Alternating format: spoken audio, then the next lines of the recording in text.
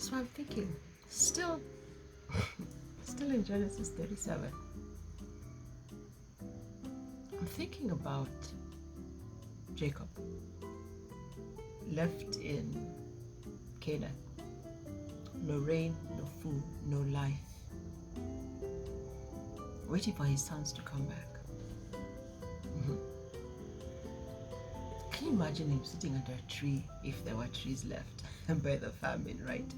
Or but just sitting in the door of his tent. I see him as an old man sitting in the door of his tent, wondering and worrying and thinking, where are my sons? What are they up to? Did they get there safely? Did they have enough provision for the road? Did they, did they this, did they that? That would be the question. What do you think was going through his mind? What do you think was going through his mind? Here he was, the son of Isaac, promise of a nation born out of him, 12 sons, drama galore. Now they're all gone. One is in jail, one is the ransom for the one in jail, one is dead, and 9 are accompanying the one who is the ransom for the one who's in jail.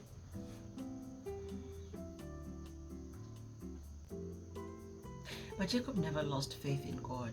When he said, I talked about in the last video, in chapter 43, verse 14, he said, if I'm bereaved, I'm bereaved. One side of it sounds like he is giving up. The other side to me sounds like he was laying his life on the line and telling God, you had a promise. Even as I don't see it now, you had a promise. You gave me a word. You established a plan. You told my grandfather that we are a blessed lineage and this lineage will bring out nations and people and kings. Because if he was just sitting there mulling and wallowing, from human perspective, he'd probably be dead. He'd have done something. He'd have done something. I think he would have even as easily as taken his life, or become vile and angry and miserable, right? Was he a sad old man? Absolutely. Was he a broken old man? Most definitely. But he never lost his contact with God. Because as he released his sons, he prayed over them. He prayed over them and he gave them of what little he had. They carried grains and nuts and honeys and spices and myrrh. It was not a lot, but he gave of whatever little he had. And that's 43 verse 11 to 14. That's the section you can read the story. And he told his sons, do not go empty-handed.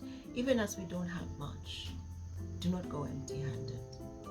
And so they didn't.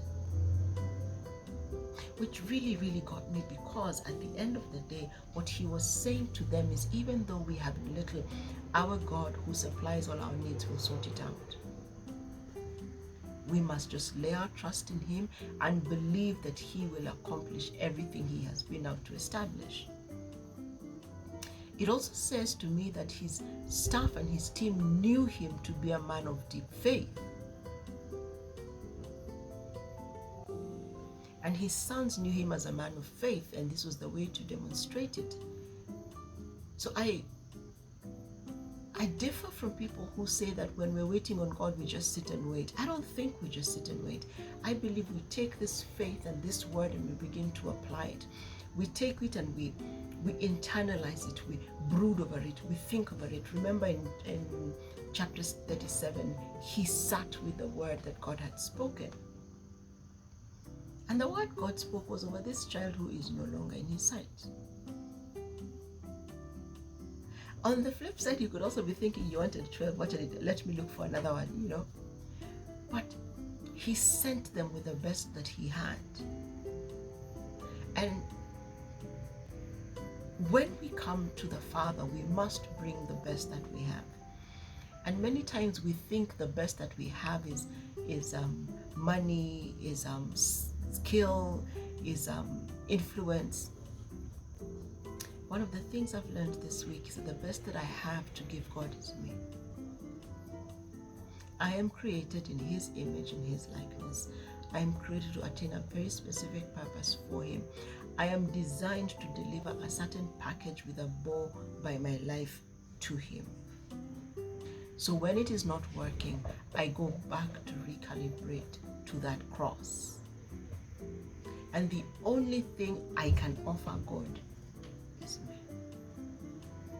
If I give Him my mind, it's part of me. My skill, it's a part of me. The money in my hands, He is the one who's given it to me. The only thing I can give back, because I am created in His image and likeness, and to have dominion after His kind, is to give me back to Him. Now that is not a radical thought, but it's a radical thought, because many of us behave as though our lives are ours to deal with, and eternity is where we'll deal with God. Understand me right. How you behave in this side of eternity sets the pace for the next side of eternity. Eternity does not start the day you die. Eternity starts with how you live your life today.